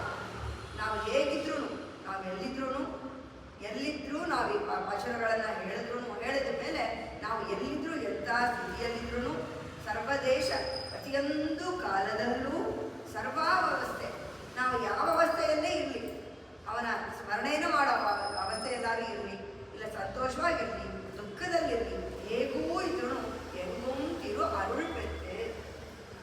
ಅವನ ಕೃಪೆ ನಮಗೆ ಸದಾಕಾಲ ಇರುತ್ತೆ, ಅವನ ಕೃಪಾ ಕಟಾಕ್ಷ ಸದಾಕಾಲ ಇರುತ್ತೆ. ಈ 30 ಪಾಶುರಗಳನ್ನು ನಾವು ಹೇಳಿದ್ರೆ ಅಂತ ಇದರ ಫಲಶ್ರುತಿಯನ್ನು ಹೇಳ್ತಾ ಇದ್ದಾರೆ. ಇನ್ನೊಂದು ರೀತಿಯಲ್ಲಿ ಎಂಗುಂ ಅಂತ ಅಂದರೆ ಸರ್ವದೇಶ, ಸರ್ವತ್ರ, ಎಲ್ಲೂ, ಎಲ್ಲಿ ನಾವು ಇಲ್ಲಿ ತಾನೇ ಭೂಮಿ ಮೇಲೆ ಇದ್ದೀವಿ, ಇನ್ನೇನಿರಕ್ಕೆ ಸಾಧ್ಯ ಅಂತ ಅಂದರೆ ಇಹ ಪರ ಎರಡೂ ಕಡೆ ಇದೆ. ನಾವು ಭೂಮಿ ಮೇಲೆ ಇದ್ದಾಗ ಈ 30 ಪಾಶುರಗಳನ್ನು ನಾವು ದಿನನಿತ್ಯ ಅವನಿಗೆ ಸಮರ್ಪಣೆಯನ್ನು ಮಾಡಿದರೆ ಇಲ್ಲಿದ್ದಾಗ ಮಾತ್ರ ನಮಗೆ ಕೃಪಾ ಕಟಾಕ್ಷವಲ್ಲ, ನಮಗೆ ಸೌಖ್ಯವಲ್ಲ. ನಂತರ ಈ ಶರೀರವನ್ನು ಬಿಟ್ಟು, ಈ ಭೂಮಿಯನ್ನು ಬಿಟ್ಟು ನಾವು ಪರಲೋಕಕ್ಕೆ ಹೋದಾಗ, ಪರಮಾತ್ಮನೆಡೆಗೆ ಹೋದಾಗ ಅಲ್ಲೂ ಕೂಡ ನಮಗೆ ಒಳ್ಳೆಯ ಅವನ ಕೃಪಾ ಕಟಾಕ್ಷ, ಒಳ್ಳೆಯ ಸ್ಥಾನ ಸಿಗುತ್ತೆ. ಎರಡೂ ಕಡೆಯಲ್ಲೂ ನಮಗೆ ಸಿಗುತ್ತೆ ಅನ್ನೋದು ಈ ಫಲಶ್ರುತಿ, ಈ ಪಾಶುರದ ಫಲಶ್ರುತಿ. ವಂಗ ಕಡೆಯಿಂದ ಹೇಗೆ ಹೇಳಿದ್ದಾರೆ ಅಂದರೆ, ವಂಗ ಅಂದರೆ ಈ ಹಡಗನ್ನ ಶರೀರಕ್ಕೆ ಹೋಲಿಕೆಯನ್ನು ಮಾಡಿದ್ದಾರೆ. ಕಡಲ್ ಸಂಸಾರ, ಈ ಸಂಸಾರವೇ ಸಮುದ್ರ, ಆ ಹಡಗೆ ನಮ್ಮ ಶರೀರ. ಅಂದರೆ ಈ ಸಂಸಾರದಲ್ಲಿ, ಈ ಪ್ರಕೃತಿನಲ್ಲಿ ನಮ್ಮ ಶರೀರ ಹೀಗೆ ಅದರ ಕೆಲಸಗಳನ್ನು ಮಾಡ್ತಾ ಇರುತ್ತೆ. ಆ ರೀತಿ ಇದ್ದಾಗ ವಂಗ ಕಡೆಯಿಂದ ಅದನ್ನು ಕಡೆದಂತಹ ಸ್ವರೂಪ ಸತ್ತೆಯನ್ನು ಉಂಟು ಮಾಡುವಂಥದ್ದು, ನಮ್ಮ ಸ್ವರೂಪ ಏನು ಅಂತ ತಿಳಿಸುವಂಥದ್ದು. ಇಲ್ಲ ಕಳೆದರೆ ನಮ್ಮ ಹೃದಯವನ್ನು ಕಳೆದರೆ ಏನಾಗುತ್ತೆ, ನಮ್ಮ ಸ್ವರೂಪ ಏನು ಅನ್ನೋದು ಗೊತ್ತಾಗುತ್ತೆ. ಸ್ವರೂಪ ಜ್ಞಾನ ಅಂದರೆ ಏನು? ನಾವು ಏನು ಅಂತ ತಿಳ್ಕೊಳ್ಳೋದೇ ನಮ್ಮ ಸ್ವರೂಪ ಜ್ಞಾನ. ಅದನ್ನು ನಾವು ತಿಳ್ಕೋಬೇಕು. ಅವನ ನಾಮಸ್ಮರಣೆಯನ್ನು ನಾವು ಮಾಡ್ತಿದ್ದೀವಿ ಅಂತಂದರೆ ನಮ್ಮ ಸ್ವರೂಪ ಜ್ಞಾನ ಏನು, ಅವನ ಭಕ್ತರಾಗಿರೋದು ನಮ್ಮ ಸ್ವರೂಪ ಜ್ಞಾನ. ಈಗ ಗಂಗೆನಲ್ಲಿ ಅಷ್ಟೊಂದು ಮೀನುಗಳೆಲ್ಲ ಇದೆ. ಗಂಗೆ ಹೋಗಿ ಎಲ್ಲರೂ ಸ್ನಾನವನ್ನು ಮಾಡ್ತಾರೆ, ಅದನ್ನು ಮಾಡಿದ್ರೆ ನಮ್ಮ ಪಾಪಗಳೆಲ್ಲ ಕಳೆಯುತ್ತೆ ಅಂತ ಮಾಡ್ತಾರೆ. ಆದರೆ ಅಲ್ಲಿರೋ ಮೀನು ಮೊಸಳೆಲ್ಲರಿಗೂ ಪಾಪಗಳೆಲ್ಲ ಹೋಗುತ್ತಾ? ಇಲ್ವಾ? ಹೋಗುತ್ತಾ? ಏನಕ್ಕೆ ಹೋಗೋದಿಲ್ಲ? ಗಂಗೆನಲ್ಲಿ ಹೋಗಿ ಒಂದು ಮುಳುಗಾಕಿ ಎದ್ರೇನೆ ನಮ್ಮಲ್ಲಿರೋ ಎಲ್ಲ ಪಾಪಗಳು ಹೋಗುತ್ತೆ ಅಂತ ಹೇಳ್ತಾರೆ. ಅದು ಸದಾಕಾಲ ನಿಲ್ಲ ಹುಟ್ಟಿರೋದು ಅಲ್ಲಿ, ಬೆಳೆಯೋದು ಅಲ್ಲಿ, ಇನ್ಯಾವುದೋ ಒಂದು ಮೀನು ಬಂದು ತಿಂದಾಗ ಸಾಯೋದು ಅದರಲ್ಲಿ. ಅಲ್ಲಿ ಏನಕ್ಕೆ ಅವರಿಗೆ ಪಾಪಗಳು ಹೋಗೋದಿಲ್ಲ? ಸ್ವರೂಪ ಜ್ಞಾನವಿಲ್ಲ. ನಾನು ಗಂಗೆನಲ್ಲಿದ್ದೀನಿ, ಈ ಗಂಗೆಯಿಂದ ನನ್ನ ಪಾಪ ಶಮನವಾಗುತ್ತೆ ಅನ್ನೋ ಜ್ಞಾನ ಅದಕ್ಕೆ ಬಂದರೆ ಖಂಡಿತ ಅದರ ಪಾಪಗಳೇ ಇದ್ದರೂ ಕಳೆದು. ಅದೇ ಇಲ್ಲ, ನಾನು ಭಗವಂತನ ನಾಮಸ್ಮರಣೆಯನ್ನು ಮಾಡ್ತಾ ಇದ್ದೀನಿ, ಅದರಿಂದ ನನ್ನ ಚೇತನ ಉದ್ಧರಿಸುತ್ತೆ, ಅವನ ಕೃಪಾ ಕಟಾಕ್ಷ ಬರುತ್ತೆ ನನಗೆ ಅಂತ ನಮಗೆ ಗೊತ್ತಿರಬೇಕು, ಮಹಾವಿಶ್ವಾಸ ಇರಬೇಕು. ಅದಿದ್ರೆ ನಮಗದು ಸಿಗುತ್ತೆ. ಇಲ್ಲ ದೇವಸ್ಥಾನದಲ್ಲಿ ಪ್ರಸಾದ ಕೊಡ್ತಾರೆ, ಆ ಪುಳಿಯೋಗರೆ ತುಂಬ ಚೆನ್ನಾಗಿರುತ್ತೆ, ಅದನ್ನು ತಿನ್ನಕ್ಕೆ ನಾವು ಹೋಗಬೇಕು. ಆದರೆ ಅಲ್ಲಿ ಹೋದಾಗ ದೇವರಿದ್ದಾರೆ, ನಮಸ್ಕಾರ ಮಾಡಿ ಇರೋಕ್ಕಾಗಲ್ಲ. ನೀವು ನಮಸ್ಕಾರ ಮಾಡ್ಬಿಟ್ಟು ಆ ಕಡೆಯಿಂದ ತಿನ್ಕೊಂಡ್ಬಂದು ನಾವು ಪುಳಿಯೋಗರೆ ತಿನ್ಕೊಂಡ್ಬರ್ತೀವಿ. ಅವಾಗ ಅವನ ಕೃಪಾ ಕಟಾಕ್ಷ ಎಲ್ಲಿ ಬೀಳಬೇಕು ಇರ್ಬೋದು, ಅವನ ಪ್ರಸಾದವನ್ನು ತಗೊಂಡಾಗ ಬೀಳುತ್ತೆ. ನಂತರ ದಿನಗಳಲ್ಲಿ ಅವನ ಕೃಪಾ ಕಟಾಕ್ಷಕ್ಕೋಸ್ಕರನೇ ಬರೋದರ ಅದು ದಾರಿ ಮಾಡಿಕೊಡುತ್ತೆ. ಈಗ ನೀನು ಮಾಘಸ್ಥಾನದಲ್ಲಿ ಹೇಳುತ್ತಲ್ಲ, ಹೆಂಡತಿ ಮೇಲೆ ಅವನ ಸಂಶಯ ಇದ್ದು ಅವನು ಹೋಗಿ ನೀರಿಗೆ ನನಗೂ ನನ್ನ ಪಾಪಗಳೆಲ್ಲ ಹೋಗಬೇಕು, ಮಾಘಸ್ನಾನ ಮಾಡಿ ಪುಣ್ಯ ಬರಬೇಕು ಅಂತ ಅವನು ಮಾಡಲಿಲ್ಲ. ಹೆಂಡತಿ ಸಂಶಯಕ್ಕೋಸ್ಕರ ಹೋದ. ಆದರೆ ಅವನಿಗೆ ಸಿಕ್ಕಿದ್ದೇನಲ್ಲಿ ಜ್ಞಾನ. ಮಾಘಸ್ನಾನ ಮಾಡಬೇಕು ಅನ್ನೋ ಜ್ಞಾನ ಬಂತು. ಅದು ಬಂದಿದ್ದರಿಂದ ಮುಂದಿನ ದಿನಗಳಲ್ಲಿ ಅವನು ಮಾಡಿದಾಗಲ್ಲ. ಅವಾಗ ಅವನ ಕೃಪಾ ಕಟಾಕ್ಷ ಸಿಗತ್ತೆ. ಅದೇ ಬಿಟ್ಟು ಪುಳಿಯೋಗರೆ ಒಂದೇ ನಮ್ಮ ನಾಲ್ಗೆ ರುಚಿ ಆದರೆ ಅವನ ಜ್ಞಾನ ನಮಗೆ ಸಿಗೋದು. ನಾಲ್ಗೆ ರುಚಿ ಮಾತ್ರ ಸಿಗುತ್ತೆ. ಅವನ ಹತ್ರ ನಾವೇನು ಹೋದ್ವಿ, ನಮ್ಮ ನಾಲ್ಗೆ ರುಚಿಗೆ ಕಳಿಸಿದ, ಅವನು ಕೊಟ್ಟ, ನಾವು ತಿಂದ್ವಿ, ಇಷ್ಟೇ ಸಿಗೋದು. ಅದಕ್ಕೆ ನಾನು ಅದು ಫಲಶ್ರುತಿ ನಾನು ಹೇಳಿದ್ದೆ. ನಾವು ಇಷ್ಟು ಕೇಳ್ಬೋದಾದ್ರೆ ಅವನು ಕೊಡೋದಕ್ಕೆ ಇಷ್ಟು ಕೊಡೋದಕ್ಕೆ ಅವನು ರೆಡಿಯಾಗಿರ್ತಾನೆ. ನನ್ನ ಭಕ್ತ ಯಾರಪ್ಪ ಬರ್ತಾನೆ, ಕೊಡಬೇಕಲ್ಲಪ್ಪ ಅವನಿಗೆ ಅಂತ ಅವ್ನು ಕಾಯ್ದಿರ್ತಾನೆ. ನಾವು ಬಂದು ನನಗಿಷ್ಟೇ ಸಾಕು ಅಂತ ಹೋಗ್ಬಿಟ್ರೆ ಸಾಕಪ್ಪ ಸರಿ. ಇವಾಗ ಒಂದು ತಾಯಿ ಮಗುವಿಗೆ ಹೇಗೆ ನೋಡ್ಕೊತಾಳೆ ಹಾಗೆ ಹೊಟ್ಟೆ ತುಂಬುವಷ್ಟು ಕೊಡಬೇಕು. ನಮಗೆ ತೃಪ್ತಿ ಆಗುವಷ್ಟು ಮಗುಗೆ ನಾವು ತಿನ್ನಿಸ್ತಿರ್ತೀವಿ. ಸ್ವಲ್ಪ ಆಗೋದ ಮೇಲೆ ಮಗು ಸಾಕು ಅಂತ ತುಂಬಾ ಇಲ್ಲ ಬೇಡ ಸಾಕಪ್ಪ ಸರಿ ಆಗಬೇಕು ಹೋಗಪ್ಪ ಕಳಿಸ್ಕೊಡ್ತೀವಿ. ಅದೇ ರೀತಿ ಭಗವಂತ ನಮ್ಮನ್ನು ನೋಡ್ಕೊಳ್ಬೇಕು. ಹಾಗಿದ್ರೆ ನಾವು ಅವನೇ ರಕ್ಷಕ ನೋಡ್ಕೊಳ್ತಾರೆ ಇದ್ದಾಳೆ. ಎಷ್ಟೋ ಸರಿ ನಮಗೆ ಕಷ್ಟ ಕಾರ್ಪಣಿಗಳು ಹೋಗಲ್ವಲ್ಲ ಅವನ ಹತ್ರ ಇದ್ದು. ಅದು ಹೇಗೆ ಅಂತ ಅಂದರೆ ಇದಕ್ಕೂ ಉದಾಹರಣೆ ತಾಯಿ ಮಗುದಲ್ಲಿ. ಶೀತಕಾಲ ಮಗು ಐಸ್ ಕ್ರೀಮ್ ಕೇಳುತ್ತೆ, ಕೊಡಿಸ್ತೀರಾ ನೀವು? ಕೊಡ್ಸಲ್ಲ. ಹಾಗಿದ್ಮೇಲೆ ಮಗುಗೆ ಕೇಳಿದ್ದನ್ನ ತಾಯಿ ಕೊಡಲೇಬೇಕು. ತಾಯಿ ಕರ್ತವ್ಯ, ತಾಯಿ ಪ್ರೀತಿ. ಮಗು ಕೇಳಿದ್ದನ್ನು ಕೊಡಬೇಕು ಅನ್ನೋದಿದ್ರೆ ಅವಳು ಏನೇ ಆಗಿ ಕೊಡಬೇಕಿತ್ತು, ಕೊಡೋದಿಲ್ಲ. ಜಾಸ್ತಿ ಹಠ ಮಾಡಿದ್ರೆ 4 ಇನ್ನು 8 ಬಿದ್ದು ಅದರ ನೋವು ಜಾಸ್ತಿ ಆಗುತ್ತೆ ಮಗುಗೆ. ಏನಕ್ಕೆ ಕೊಡೋದಿಲ್ಲ? ಅದರ ಶರೀರಕ್ಕೆ ಅದು ಸರಿ ಬರೋದು. ಅದೇ ರೀತಿ ನಾವು ಯಾವುದೋ ಒಂದು ನಮ್ಮ ಭಗವಂತನಿಗೆ ನಾವು ಕೇಳ್ಕೊಂಡಾಗ ನಮ್ಮ ಕರ್ಮಗಳ ಪ್ರಕಾರದಲ್ಲಿ ಅದು ನಮಗೆ ಅದು ಇರೋದಿಲ್ಲ. ಹಾಗಾಗಿ ಅವನು ಅದನ್ನು ಕೊಡೋದಿಲ್ಲ. ಅವನಷ್ಟೇ ಕೊಡಬಾರದು ಅಂತ ಇಲ್ಲ, ನಮಗೆ ಅದು ಆಗ ಬರೋದಿಲ್ಲ. ಇವಾಗ ನಾಳೆ ದಿನ ನಮ್ಮ ಮನೇಲಿ ಏನೋ ಒಂದು ಯಾರೋ ಒಂದು ಕಳ್ಳ ಹೊರ್ಕೊಂಡು ಹೋಗ್ಬೇಕು ಅಂತಿತ್ತು, ಅದು ನಮಗೆ ಗೊತ್ತಿಲ್ಲ. ನಾವು ಭಗವಂತನ ಕೇಳಿದ್ವಿ, ಇಲ್ಲ ಯಾರೋ ಒಬ್ಬರು ನನ್ನ ಸರ ತೊಗೊಂಡು ಹೋಗಿದ್ರು, ಅದ್ರ ಕೊಡ್ಸಪ್ಪ ಅಂತ ಕೇಳಿದ್ವಿ. ಅವನು ಅವತ್ತು ಕೊಡಿಸ್ತಿಲ್ಲ. ಮಾರನೇ ದಿನ ಕಳ್ಳ ಬಂದು ಹೋದ, ಅವನ ಕೈಗೂ ಸಿಗಲಿಲ್ಲ, ಏನಾಗಲಿಲ್ಲ. ಅದಕ್ಕೆ ಮಾರನೇ ದಿನ ಅವರೇ ಬಂದು ಅಯ್ಯೋ ನಿಮ್ಮ ಸರ ಇದು ತೊಗೊಳ್ಳಿ, ಕೊಡಬೇಕಿತ್ತು, ಮರ್ತೋಗಿದೆ ಅಂತ ಕೊಟ್ಟರು. ನಿಮ್ಗೆ ಏನು ಅನ್ಸುತ್ತೆ ಅವಾಗ? ನೋಡು, ದೇವರಲ್ಲಿ ಅಷ್ಟೆಲ್ಲ ಕೇಳ್ಕೊಂಡೆ, ಅವ್ನು ತೊಗೊಂಡೋಗ್ಬಿಟ್ಟಿದ್ರು, ನನ್ನ ಸರ ಕೊಟ್ಟಿರಲಿಲ್ಲ. ಅವನೇನಾದ್ರು ಅವತ್ತು ನಾನು ಕೇಳ್ದೆಯಿಂದ ಕೊಡಿಸ್ಬಿಟ್ಟಿದ್ದರೆ ಕಳ್ಳ ಇದನ್ನು ಓದ್ಕೊಂಡು ಹೋಗ್ಬಿಟ್ಟಿದ್ದ ಅನ್ಸುತ್ತೋ. ಅಂದರೆ ಕಳ್ಳ ಬರೋದು ನಮಗೂ ಗೊತ್ತಿಲ್ಲ, ಭಗವಂತನಿಗೆ ಗೊತ್ತು. ಪುರಂದರದಾಸರು ಹೇಳ್ತಾರೆ, ನಿನ್ನ ಲೆಕ್ಕ ನಿನಗೇ ಗೊತ್ತಪ್ಪ ಹರಿಯಿದ್ರೆ ಗೊತ್ತು ಅಂತ ದಾಸರು. ನಮ್ಮ ಲೆಕ್ಕ ಏನಿದೆ ಅನ್ನೋದು ಅವನಿಗೆ ಗೊತ್ತು, ನಮಗೆ ಖಂಡಿತ ಗೊತ್ತಿಲ್ಲ. ನಮಗೆ ಲೆಕ್ಕ ಗೊತ್ತಾಗೋದು ನಮಗೆ ಜ್ಞಾನ ಬಂದ ಮೇಲೆ, ಹುಟ್ಟಿದ ಮೇಲೂ ಅಲ್ಲ. ನಾವು ಹುಟ್ಟಿದೀವಪ್ಪ, ಆಯಿತು, ಇವತ್ತಿಂದ ನಮಗಿದೆ, ನಾನು ಏನೂ ತಪ್ಪು ಮಾಡಿಲ್ಲ, ನಾನು ಸರಿ ಇದ್ದೀನಿ, ಭಗವಂತ ಕೊಟ್ಟಿಲ್ಲ ಅಂತ ಹೇಳೋದು ನಮ್ಮ ಸಹಜ ಗುಣ. ಆದರೆ ಅವನ ಲೆಕ್ಕ ಇಡೋದು ನಾವು ಎಲ್ಲಿ ನಮ್ಮ ಮೊದಲ ಜನ್ಮ ಬಂತೋ ಅಲ್ಲಿಂದನೂ ಅವನ ಲೆಕ್ಕ ಇಡ್ತಾನೆ. ಯಾವ ರೀತಿ ಕರ್ಮಗಳನ್ನು ಮಾಡಿದ್ದೀವಿ, ಅದಕ್ಕೆ ಯಾವ ಯಾವ ಫಲಗಳನ್ನು ಕೊಡಬೇಕು ಅದನ್ನು ಅಲ್ಲಿಂದ ನೋಡ್ಕೊಂಡು ಬರ್ತಾನೆ. ಫಲಗಳು ಮಾತ್ರ ಅಲ್ಲ, ತಂದೆ ತಾಯಿಗಳು ಯಾರಾಗಬೇಕು, ಈ ಚೈತನ್ಯಕ್ಕೆ ಯಾರು ಹೇಗೆ ಕಾಪಾಡಬೇಕು ಅನ್ನೋ ಪ್ರತಿಯೊಂದು ಅವನಿಗೆ ಲೆಕ್ಕ ಗೊತ್ತಿರುತ್ತೆ. ಚೈತನ್ಯಕ್ಕೆ ಏನು ಕೊಡಬೇಕು, ಏನು ಮಾಡಬೇಕು ಅನ್ನೋದು ಅವನಿಗೆ ಗೊತ್ತಿರುತ್ತೆ. ಆ ರೀತಿಯಾಗಿ ಬಂದ ಶರೀರ, ಈ ಶರೀರಕ್ಕೆ ಸ್ವಲ್ಪ ಕೂಡ ತೊಂದರೆ ಆಗದಿರೋ ಹಾಗೆ ಅವನು ಅದನ್ನು ನೋಡ್ಕೊಳ್ತಾನೆ. ಯಾವ ರೀತಿ? ಮಂಗ ಕಡಲ ಕಡೆಯಿಂದ ಈ ಸಂಸಾರ ಎಂಬ ಕಡಲಿನಲ್ಲಿ, ಸಮುದ್ರದಲ್ಲಿ ಈ ಶರೀರ ಇದೆ. ಅದನ್ನು ಸ್ವಲ್ಪವೂ ತೊಂದರೆ ಆಗದಿರದಂತೆ ಜ್ಞಾನ ಭಕ್ತಿ ವೈರಾಗ್ಯವನ್ನು ಕೊಟ್ಟು ಕಡೆಯಿಂದ ಮಾಧವನೈ ಕೇಶವನೈ ಶಲ್ವ ಅಂದರೆ ಉಭಯ ವಿಭೂತಿ ಐಶ್ವರ್ಯ ಇಲ್ಲೂ ನಮಗೆ ಸಿಗಬೇಕು. ನಾವು ಅವನ ಹತ್ರ ಹೋದಾಗ ನಮಗೆ ಸಿಗೋಂಥ ಉಭಯ ವಿಭೂತಿ, ಲೀಲಾ ವಿಭೂತಿ, ನಿತ್ಯ ವಿಭೂತಿ ಅಂತ ಎರಡು. ನಿತ್ಯ ವಿಭೂತಿ ನಾವು ಇರುವಂತಹ ಈ ಗುರು, ಲೀಲಾ ವಿಭೂತಿ ಅವನಿರುವಂತಹ ವೈಕುಂಠ. ಎರಡಲ್ಲೂ ನಮಗೆ ಏನು ಬೇಕು ಅನ್ನೋದನ್ನು ಅವನು ನಮಗೆ ಕೊಡ್ತಾನೆ. ಹೇಗೆ ಕೊಡ್ತಾನೆ? ಅದಕ್ಕೆ ಹೇಳಿದರೆ ಎಂಗೂ ಎರಡೂ ಕಡೆಯನ್ನು ಕೊಡುವಂಥದ್ದು. ಲಕ್ಷ್ಮೀ ದೇವಿಯೊಂದಿಗೆ ಪ್ರತಿಯೊಂದನ್ನು ಕೊಡುವಂತಹ ಈ ಭಗವಂತ. ಹೀಗೆ ಹಡಗುಗಳಿಗೆ ಅದರ ಚಲನೆಗೆ ಸ್ವಲ್ಪವೂ ತೊಂದರೆ ಆಗದಂತೆ ಕ್ಷೀರಸಾಗರವನ್ನು ಮಂತರ ಪರ್ವತವೆಂಬ ಕಡಗೋಳನ್ನು ಕಟ್ಟಿ ವಾಸುಕಿ ಎಂಬ ಹಗ್ಗದಿಂದ ಸುತ್ತಿ ತನ್ನ 4 ಕೈಗಳಿಂದ ಶ್ರೀದೇವಿಯನ್ನು ಪಡೆದ ಹಾಗೆ ಹೆಂಗೆ ಆ ಸಮುದ್ರ ಮಂಥನದಲ್ಲಿ ಶ್ರೀದೇವಿಯನ್ನು ಮಾಧವ ಪಡೆದುಕೊಂಡನೋ ಆ ರೀತಿಯಲ್ಲಿ ಚೇತನರು ಪರಿಗ್ರಹಿಸಿದ ಈ ಶರೀರವೆಂಬ ಸಾಗರವನ್ನು ತನ್ನ ಸಂಕಲ್ಪ,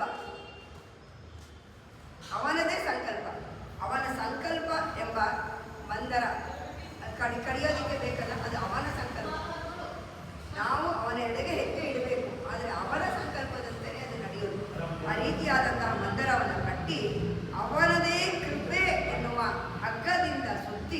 ಕಟಾಕ್ಷವೆಂಬ ಕೈಗಳಿಂದ ಕಳೆದು ನಮ್ಮ ಕೆಟ್ಟ ಪ್ರವೃತ್ತಿಯನ್ನು ನಾಶ ಮಾಡಿ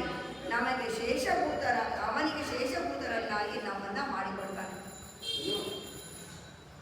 ಆ ದಿವ್ಯಮಹಿಷಿ ಲಕ್ಷ್ಮಿಯನ್ನ ನಮಗೆ ವಿಶೇಷವಾಗಿ ಲಕ್ಷ್ಮಿಯಿಂದ ಶ್ರೀಮನ್ನಾರಾಯಣನ ಕೃಪಾ ಕಟಾಕ್ಷ ನಮಗೆ ಈ ರೀತಿಯಾಗಿ ದೊರೆಯುತ್ತದೆ ಅಂತ ಹೇಳಿ ಈ ಶರೀರವನ್ನ ಹಡಗಿಗೂ ಸಂಸಾರವನ್ನ ಸಮುದ್ರಕ್ಕೂ ಹೋಲಿಸಿ ಈ ಪಾಶುರವನ್ನ ಅಲ್ಲಿ ತೋರಿಸ್ಕೊಟ್ಟಿದ್ದಾರೆ. ಭಕ್ತಿಗಳಲ್ಲಿ 3 ವಿಧ: ಸಾಧನಾ ಭಕ್ತಿ, ಸಾಧ್ಯ ಭಕ್ತಿ, ಸಹಜ ಭಕ್ತಿ. ಸಾಧನಾ ಭಕ್ತಿ ಎನ್ನುವುದು ಸಾಧನೆಯನ್ನ ಮಾಡಿ ಪಡೆದುಕೊಳ್ಬೇಕು. ಹೇಗೆ ಇಂದಿನ ಕಾಲದಲ್ಲಿ ಋಷಿಮುನಿಗಳೆಲ್ಲ ತಪಸ್ಸನ್ನ ಮಾಡಿ ಹೇಗೆ ಪಡೆದುಕೊಳ್ತಾ ಇದ್ರೋ ಆ ರೀತಿಯಾಗಿ ಸಾಧನೆಯನ್ನ ಮಾಡಿ ಪಡೆದುಕೊಳ್ಳುವಂಥದ್ದು ಸಾಧನ ಭಕ್ತಿ. ಸಾಧಿಸಬೇಕು. ಆ ಭಕ್ತಿಯನ್ನ ಪಡೆಯಲಿಕ್ಕೆ, ಭಗವಂತನನ್ನ ಪಡೆಯೋದಕ್ಕೆ ಸಾಧನೆಯನ್ನ ಮಾಡಬೇಕು. ಸಾವಿರಾರು ವರ್ಷ ತಪಸ್ಸನ್ನ ಮಾಡಬೇಕು. ಆ ರೀತಿಯಾದಂತಹ ಸಾಧನಾ ಭಕ್ತಿ. ಇನ್ನೊಂದು ಸಹಜ ಭಕ್ತಿ. ಅವನು ನನ್ನಲ್ಲಿದ್ದಾನೆ, ಅವನಿಗೆ ನಾವು ಯಾವುದೇ ರೀತಿ ಫಲಾಪೇಕ್ಷೆ ನಮ್ಮಲ್ಲಿ ಇಲ್ಲ, ಅವನಿಗೆ ನಾವು ಸಮರ್ಪಣೆಯನ್ನು ಮಾಡಿದ್ದೀವಿ, ಅವನು ನಮ್ಮ ರಕ್ಷಕ ಅಂತ ಹೇಳಿ ಆ ರೀತಿಯಾಗಿ ಸುಲಭವಾಗಿ ಇಟ್ಟುಕೊಂಡಿರುವಂತಹ ಹೃದಯ ತುಂಬಿ ಬರುವಂತಹ ಸಹಜ ಭಕ್ತಿ. ಇನ್ನೊಂದು ಸಾಧ್ಯ ಭಕ್ತಿ. ಸಾಧ್ಯ ಭಕ್ತಿ ಅಂದ್ರೆ ನಮ್ಮಲ್ಲಿ ಸಾಧ್ಯ ಆಗುವಂಥದ್ದು ಒಂದು ಭಕ್ತಿ ಅವನಿಗೆ ಕೊಡುವಂಥದ್ದು. ಯಾವುದು? ಶರಣಾಗತಿ ಸುಲಭ ಮಾರ್ಗ. ನಮ್ಮ ಆಚಾರ್ಯರು ತೋರಿಸ್ಕೊಂಡಿದ್ದಂಥದ್ದು. ಯಾಕಂದ್ರೆ ಸಾಧನಾ ಭಕ್ತಿ ಸ್ವಲ್ಪ ಕಷ್ಟಕರವಾದದ್ದು. ಸಾಧನೆಯನ್ನ ಮಾಡಬೇಕು. ಇಂಥ ಸಮಯದಲ್ಲಿ ಅವನಿಗೆ ನಾವು ಪೂಜೆಯನ್ನ ಮಾಡಬೇಕು, ಧ್ಯಾನವನ್ನ ಮಾಡಬೇಕು. ಅದು ನಮಗೆ ಆಗದೆ ಇರಬಹುದು, ಯಾಕೆ ನಾವು ಸಂಸಾರಿಗಳು. ಆದರೆ ಒಂದೇ ಒಂದು ಸುಲಭವಾದದ್ದು, ಹೇಗಿದ್ದರೂ ಎಲ್ಲಿದ್ದರೂ ಯಾವಾಗ ಬೇಕಾದರೂ ಮಾಡಬೇಕಾಗಿ ಸುಲಭವಾಗಿರುವಂಥದ್ದು ಅಂದರೆ ಶರಣಾಗತಿ. ಸಂಪೂರ್ಣ ಶರಣಾಗತಿ. ಶರಣಾಗತಿನೂ ಅಲ್ಲ. ಒಂದು ಬಾರಿ ಭಗವಂತ ವೈಕುಂಠದಿಂದ ಹೊರಡ್ತಾ ಇದ್ದಂತೆ. ಲಕ್ಷ್ಮಿ ಕೇಳಿದ್ರಂತೆ, ಎಲ್ಲಿಗೆ ಹೋಗ್ತಾ ಇದ್ರ? ಇರಿ ಹೇಳಲಿಕ್ಕೆ ಸಮಯ ಇಲ್ಲ, ನಾನು ಹೊರಡ್ತಾ ಇದ್ದೀನಿ, ನಾನು ಬಂದು ಹೇಳ್ತೀನಿ ಅಂತ ಹೇಳಿದ್ರಂತೆ. ಹೊರಟಂತೆ. ಹೋಗ್ಬಿಟ್ಟು ಸ್ವಲ್ಪ ಹೊತ್ತು ಅದನ್ನು ಮತ್ತೆ ವಾಪಸ್ ಬಂದಂತೆ. ಲಕ್ಷ್ಮಿ ಕೇಳಿದ್ರಂತೆ, ಎಲ್ಲಿಗೆ ಹೋದ್ರಿ, ಎಲ್ಲಿಂದ ಬಂದ್ರಿ, ಇವಾಗಲಾದ್ರೂ ಹೇಳಿ, ಅವಾಗ ಹೇಳೋಕ್ಕಾಗಲಿಲ್ಲ ಅಂತ. ಇಲ್ಲ, ನನ್ನ ಭಕ್ತ ಒಬ್ಬ ತುಂಬ ಕಷ್ಟದಲ್ಲಿದ್ದ. ಕಷ್ಟ ಅಂದ್ರೆ ಏನು ಅಂದರೆ, ಅವನು ನನ್ನ ಭಕ್ತ ಹೋಗ್ತಾ ಇದ್ದ, ಅವ್ನು ನನ್ನೇ ಸ್ಮರಣೆ ಮಾಡ್ಕೊಂಡು ಅವ್ನು ಪಾಡ್ಕೊಂಡು ಹೋಗ್ತಾ ಇದ್ದ. ಅವನಿಗೆ ಮುಂದೆ ಏನಿದೆ ಅಂತಲೇ ಗೊತ್ತಿಲ್ಲ. ಒಬ್ಬ ಮನುಷ್ಯ ತನಗೆ ಬೇಕಾದಂಥ ಕೆಲವು ಧಾನ್ಯ ಅದನ್ನೆಲ್ಲ ಅಲ್ಲಿ ಒಳಗಾಕಿದ್ದ. ಅದನ್ನ ಇವನು ನೋಡಲಿಲ್ಲ. ಅವ್ನು ಪಾಡ್ಕೊಂಡು ಹಾಗೇ ಹೊಟ್ಟೋದ, ನನ್ನೇ ಸ್ಮರಣೆ ಮಾಡ್ಕೊಂಡು ಹೊಟ್ಟೋದ, ಅದನ್ನೆಲ್ಲ ತಿಳ್ಕೊಂಡು ಹೊಟ್ಟೋದ. ನನಗೆ ಗೊತ್ತಾಯಿತು. ನಂತರ ಆ ಧಾನ್ಯಗಳ ಒಡೆಯ ಯಾರೋ ಅದನ್ನ ಬಂದು ನನ್ನ ಭಕ್ತನನ್ನ ಹೊಡಿತಾನೆ ಅಂತ ಗೊತ್ತಾಯಿತು. ಅದಕ್ಕೆ ಅವನನ್ನು ರಕ್ಷಣೆ ಮಾಡಬೇಕಾಯ್ತು. ನಾನು ಹೋಗಕ್ಕೆ ಹೋದೆ. ಅವನು ಭಗವಂತನ ಗಟ್ಟಿಲ್ಲ ಏನಿಲ್ಲ. ಅದು ಯಾವ ರೀತಿ ಅವನು ಭಕ್ತರ ಕಡೆ ಇದ್ದ ಭಗವಂತ. ಅದೇ ನನ್ನ ಭಕ್ತರಿಗೆ ಇನ್ನೇನು ನೆಕ್ಸ್ಟ್ ಅವನು ಬಂದು ಒದೆ ಕೊಡ್ತಾನಲ್ಲ, ಒದೆ ಬೀಳುತ್ತಲ್ಲ ಅನ್ನೋ ಆದ್ರಕ್ಕೆ ಹೊರಟ್ಬಿಟ್ಟ. ತಕ್ಷಣ ಲಕ್ಷ್ಮಿ ಕೇಳೋದು ಏನು ಅಂತ, ಇರು ನೋಡ್ಬೇಕು ಹೋದಂತೆ. ದೂರ ಹೋಗಿದ ತಕ್ಷಣ ಏನಾಯ್ತು, ಕಾಲಿಗೇನೋ ಚುಟ್ಕೊಂಡಾಗ ಗೊತ್ತಾಯ್ತು. ಯಾವುದೋ ಧಾನ್ಯಗಳನ್ನ ನಾನು ತೊಳೆದಾಕ್ತೀನಿ ಅಂತ. ಅವನು ಅವಾಗ ಕಣ್ಬಿಟ್ಟು ನೋಡಿದಂತೆ. ಅವನು ಇನ್ನೊಂದು ಹೊಡೆಯಕ್ಕೆ ಬಂದಂತೆ. ನೀನೇ ನೋಡಿಯೋದು, ನಾನು ನೀನು ಹೊಡಿತೀನಿ ಅಂತ ಇವನು ಕೈಯಲ್ಲಿ ಹೊಡೆಯಕ್ಕೆ ಹೋದಂತೆ. ಅವನು ನೋಡಿ ಕಾಪಾಡ್ಕೋತಾನೆ. ನನಗೆ ಇಲ್ಲೇನು ಕೆಲಸ ಇಲ್ಲ ಅಂತ ಹೇಳಿ ನಾನು ವಾಪಸ್ ಬಂದ್ಬಿಟ್ಟೆ ಅಂತ ಹೇಳಿ. ಅಂದರೆ ಯಾವುದೇ ಕಾರಣದಲ್ಲೂ ನಮ್ಮ ರಕ್ಷಣೆಯನ್ನು ಮಾಡ್ಕೋಬಾರ್ದು ಅಂತ ಇಲ್ಲ. ವಿವೇಚನೆಯನ್ನು ಭಗವಂತ ಕೊಟ್ಟಿದ್ದಾನೆ, ವಿವೇಚನೆಯನ್ನು ಉಪಯೋಗಿಸ್ಬೇಕು. ಆದರೆ ಅವನು ನಮ್ಮ ರಕ್ಷಕ ಅನ್ನೋದು ನನ್ನಲ್ಲಿದ್ದರೆ ಅವನು ಹೇಳ್ಬೋದು, ಇನ್ನು ಧ್ಯಾನ ನೋಡಲಿಲ್ಲ, ಧಾನ್ಯಗಳನ್ನ ನೋಡಲಿಲ್ಲಪ್ಪ, ಹಿಂಗಾಯ್ತು ಅಂತ ಇವನು ಹೇಳಿದ್ದು. ಅವನೇನಾದ್ರು ಇವನಿಗೆ ತೊಂದರೆ ಕೊಟ್ಟಿದ್ರೆ ನಾನು ನನ್ನ ಭಕ್ತನನ್ನ ಕಾಪಾಡಬೇಕು ಅಂತ ಭಗವಂತ ಅಲ್ಲಿ ಹೋಗಿ ನಿಂತ. ಆದರೆ ಅವನು ನಾನೇ ರಕ್ಷಕ ಅಂತ ಅವನು ಗೊತ್ತಾಯ್ತು. ಅವನು ನೀನು ಹೊಡೆಯೋಕೆ ಬಂದ. ಅವನ ಮುಂಚೆ ನಾನೇ ಹೊಡಿತೀನಿ ಅಂತ ಯಾವ ಕೈ ಎತ್ತನೋ. ಇವನು ಅವನ ರಕ್ಷಣೆನ ಮಾಡ್ಕೊಳ್ಳೋದಕ್ಕೆ ಇವಾಗ ಸಫಲವಾಗಿದ್ದಾನೆ. ನನ್ನ ಅಗತ್ಯ ಇವನಿಗಿಲ್ಲ ಅಂತೇಳಿ ಭಗವಂತ. ಇದೇ ರೀತಿ ನಮ್ಮ ಶ್ರೀಧರ್ಮ ಹೇಳ್ತಾ ಇರ್ತಾರೆ. ಅವನು ನಮ್ಮ ಸಂಸಾರದ ಈ ಕಷ್ಟ ಕಾರ್ಮಗಳನ್ನೆಲ್ಲ ನಾವು ಹೊಡ್ಕೊಂಡು ಮೂಟೆಗಳನ್ನು ಹೊಡ್ಕೊಂಡು ಹೋಗ್ತಾ ಇರ್ಬೇಕಾದ್ರೆ ಕೇಳ್ತಾರಂತೆ, ಕೊಡಪ್ಪ ನೀನು ನಾನು ನೋಡ್ಕೋತೀನಿ, ನನಗೆ ಕೊಡಪ್ಪ, ನಾನು ನಿನ್ನನ್ನು ನೋಡ್ಕೋತೀನಿ ಅಂತ. ನಾವು ಹೇಳಿದ್ರೆ ಇಲ್ಲ, ನನ್ನ ಸಾಮರ್ಥ್ಯದ ಶಕ್ತಿ ಇದೆ, ನನ್ನನ್ನು ನಾನು ನೋಡ್ಕೊಳ್ಳೋ ಶಕ್ತಿ ಇದೆ ಅಂತ ಹೊಡ್ತಿರ್ತಾರೆ. ಆದರೂ ಪಾಪ ಅವನ ಸಾಮರ್ಥ್ಯ ಯಾವಾಗ ಕಮ್ಮಿ ಆಗೋಗುತ್ತಪ್ಪ, ಅವಾಗ ನಾನು ನೋಡ್ಕೊಳ್ಳೋಣ ಅಂತ ಭಗವಂತ ನಮ್ಮನ್ನೇ ನೋಡ್ಕೊಂಡು ಬರ್ತಾ ಇರ್ತಾನಂತೆ, ನಮ್ಮ ಹಿಂದೆನೇ ಕಾಯ್ದಿರ್ತಾನಂತ. ಆ ರೀತಿಯಾದ ರಕ್ಷಕ ನಾವು ಅವನಿಗೆ ಶರಣಾಗತಿಯನ್ನು ಮಾಡಬೇಕು. ಸಂಪೂರ್ಣ ಶರಣಾಗತಿಯನ್ನು ಮಾಡಬೇಕು. ಸ್ವಲ್ಪ ಶರಣಾಗತಿ ಅಲ್ಲ. ಹೋಗ್ತಾ ಇಲ್ಲ ನೀನೇ ಕಾಪಾಡು ಇನ್ನು ಸ್ವಲ್ಪ ತಂದನೆ ನಾನು ನೋಡ್ಕೊತೀನಿ ಅನ್ನೋದಲ್ಲ, ಸಂಪೂರ್ಣ ಶರಣಾಗತಿ. ಆ ರೀತಿಯಾದ ಒಂದು ಮಹಾವಿಶ್ವಾಸ ಭಗವಂತನ ಮೇಲಿದ್ರೆ ಇಹ ಪರಕ್ಕೂ ನಮಗೆ ಬೇಕಾದಂತಹ ಎಂಗೂ ಇರುವ ಅರುಳ್ ಬೆಂತೆ ಎರಡೂ ಕಡೆಗೂ ನಮಗೆ ಬೇಕಾದಂತಹ ಕೃಪಾ ಕಟಾಕ್ಷವನ್ನ ಭಗವಂತ ನಮಗೆ ಕರುಣಿಸ್ತಾನೆ ಅಂತ ಹೇಳಿ ಇಲ್ಲಿ ಹೇಳ್ತಾ ಇದ್ದಾರೆ. ಮಾಧವನೈ ಕೇಶವನೈ ಅಂತ ಹೇಳೋದು. ಇದು ಕೇಶವನೈ ಅನ್ನೋದು ಮಾರಳಿ ಮಾಸಕ್ಕೂ ಒಂದು ವಿಶೇಷವಾದಂತಹ ಅರ್ಥ ಕೊಡುವಂತಹ ನಾಮ ಕೇಶವನಾಮ. ಏನಕ್ಕೆ ನಾನು ಆವಾಗ ಹೇಳ್ತಾ ಇದ್ದೆ, ಮಾರಳಿ ಮಾಸ ಏನಕ್ಕೆ ವಿಶೇಷ 4-5 ಥರದಲ್ಲಿ ಹೇಳಿದೆ. ಒಂದು, ಉತ್ತರಾಯಣ ಪುಣ್ಯಕಾಲವನ್ನು ಹೇಳಬಹುದು. ಇದು ದೇವತೆಗಳಿಗೂ ಬ್ರಾಹ್ಮೀ ಮುಹೂರ್ತವಾದದ್ದಾಗಿರೋದ್ರಿಂದ ಬ್ರಾಹ್ಮೀ ಮುಹೂರ್ತದಲ್ಲಿ ಸದಾ ಕಾಲ ಒಳ್ಳೆಯ ಚಿಂತನೆಗಳು ನಮ್ಮಲ್ಲಿ ತಲೆ ಎತ್ತದ್ದು.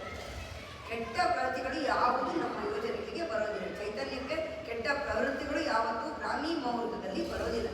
ಅದಕ್ಕೆ ಬ್ರಾಹ್ಮೀ ಮುಹೂರ್ತದಲ್ಲಿ ಪೂಜೆ ಮಾಡಬೇಕು, ಬ್ರಾಹ್ಮೀ ಮುಹೂರ್ತದಲ್ಲಿ ಓದಬೇಕು ಅಂತ ಅಂದರೆ ಸತ್ವ ಗುಣಗಳು ನಮ್ಮಲ್ಲಿ ಇರುತ್ತೆ. ಕೆಟ್ಟ ಗುಣಗಳು ಯಾವುದು ಇರೋದೇ ಇಲ್ಲ. ಹಾಗಾಗಿ ಆ ಸಮಯದಲ್ಲಿ ಅವನ ಧ್ಯಾನವನ್ನು ಮಾಡಬೇಕು. ಒಳ್ಳೆತನವನ್ನು ನಾವು ಹೆಚ್ಚು ಮಾಡ್ಕೊಳ್ಳೋಕ್ಕೋಸ್ಕರ ಬ್ರಾಹ್ಮೀ ಮುಹೂರ್ತದಲ್ಲಿ ಎದ್ದು ಅವನ ಪೂಜೆಗಳನ್ನು ಮಾಡಬೇಕು ಅಂತ ಹೇಳ್ತಾರೆ. ಇನ್ನೊಂದು, ಈ ಮಾರ್ಗಶಿರ ಮಾಸ ಬಂದು ದೇವತೆಗಳಿಗೂ ಬ್ರಾಹ್ಮೀ ಮುಹೂರ್ತವಾದಂಥ ಕಾಲ. ಎಲ್ಲ ಕಡೆಗೂ ದೇವತೆಗಳಲ್ಲೂ ಸತ್ವಗುಣಗಳು, ಮನುಷ್ಯರಲ್ಲೂ ಸತ್ವಗುಣಗಳು ಈ ರೀತಿಯಾಗಿರೋದ್ರಿಂದ ಮಾರ್ಗಶಿರ ಮಾಸಕ್ಕೆ ಉತ್ತಮವಾದಂಥ ಕಾಲ. ಇನ್ನೊಂದು, ಮಾಸಾನ ಮಾರ್ಗಶೀರ್ಷೋಸ್ಮಿ ಅಂದರೆ ಮಾಸಗಳಲ್ಲಿ ಮಾಸಾನ ಮಾರ್ಗಶೀರ್ಷ ಅಸ್ಮಿ ಇರ್ತೀನಿ ನಾನು ಅಂತ ಹೇಳಿ ಭಗವಂತ ಹೇಳಿದ್ದಾನೆ. ಅದಕ್ಕೆ ಈ ಮಾರ್ಗಶಿರ ಮಾಸ ತುಂಬಾ ಪ್ರಶಸ್ತವಾದದ್ದು.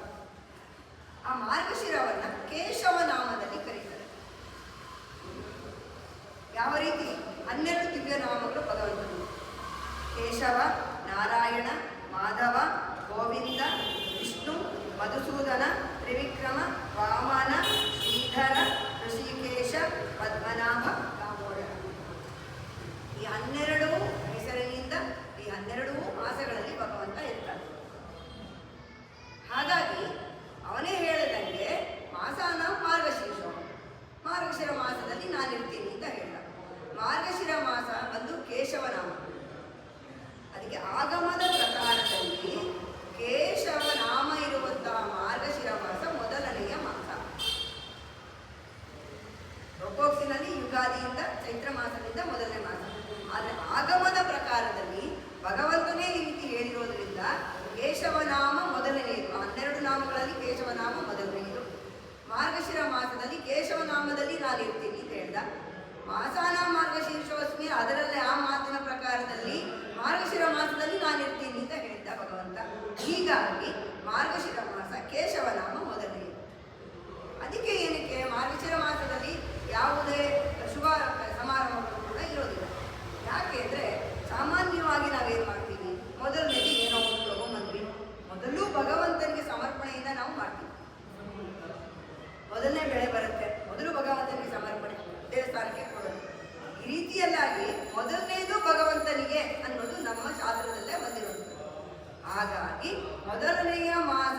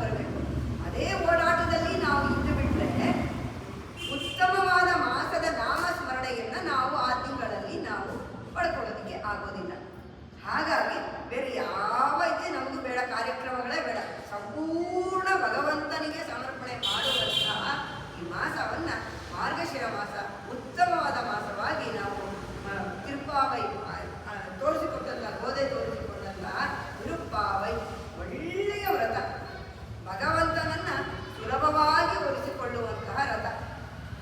ಇಲ್ಲೇ ಈ ಭಾಷಣದಲ್ಲಿ ಹೇಳ್ದಂಗೆ ಶಂಗ ತಮಿಳು ಮಾಲೆಯು ಮುಪ್ಪುದುಂ ತಪ್ಪಾಮೆ, ಅದನ್ನು ಅವಳಿಗೆ ಸಮರ್ಪಿಸ್ಬಿಟ್ರೆ ಸಾಕು. ಆ ಮಾಲೆಯನ್ನು ಎರಡೂ ಕಡೆಯಲ್ಲೂ ನಮಗೆ ಬೇಕಾಗಿರುವಂಥದ್ದನ್ನ ಲಕ್ಷ್ಮಿಯೊಂದಿಗೆ ನಾರಾಯಣ ಸಂಪೂರ್ಣವಾಗಿ ಅವರ ಕಟಾಕ್ಷವನ್ನು ನಮಗೆ ಕೊಡ್ತಾನೆ ಅಂತ ಹೇಳುವಂತಹ ಈ ವಿಶೇಷವಾದ ಪಾಶುರ. ಈ ಪಾಶುರಕ್ಕೆ ಮಂಗಳಾಶಾಸನವನ್ನು ಮಾಡ್ತಾ, வங்கக்கடல் கடைந்த மாதவனை கேசவனை திங்கள் திருமுகத்தச்சே இளையார் சென்னிரைஞ்சி அங்கப்பறை கொண்டாத்தை மணிப்புதுவை மைக்கமல தண்டறியல் பட்டர்விரான் போதை சொன்னார் சங்கத்தமிழ் மாலை முப்பதும் தப்பாமே இங்கி பரிசுரை மாறீர் இரண்டு மால்வரை தோள் செங்கல் திருமுகத்து செல்வத்தில் மாலால் எங்கும் அருள் பெற்று ஒருவர் எம்பாவாய் பாதங்கள் தீர்க்கும் பரமரடி காட்டும் வேதம் மலைத்துக்கும் இத்தாகும் போதை தமிழை மைக்கும் அறியாத மாநிலரை வையும் சுமப்பதும் திருவாடி புறத்தில் துதித்தாள் வாழியே திருப்பாவை முப்பதும் சக்தி நாள் வாழியே பெரியாழ்வார் பெற்றெடுத்த பெண்பிள்ளை வாழியே பிரபுதூர் மாமனுக்கு பின்னாள் வாழியே ஒரு 143 வைத்தார் வாழியே வீரரங்கரிலே கண்ணி உணர்ந்ததித்தாள் வாழியே மறுவார்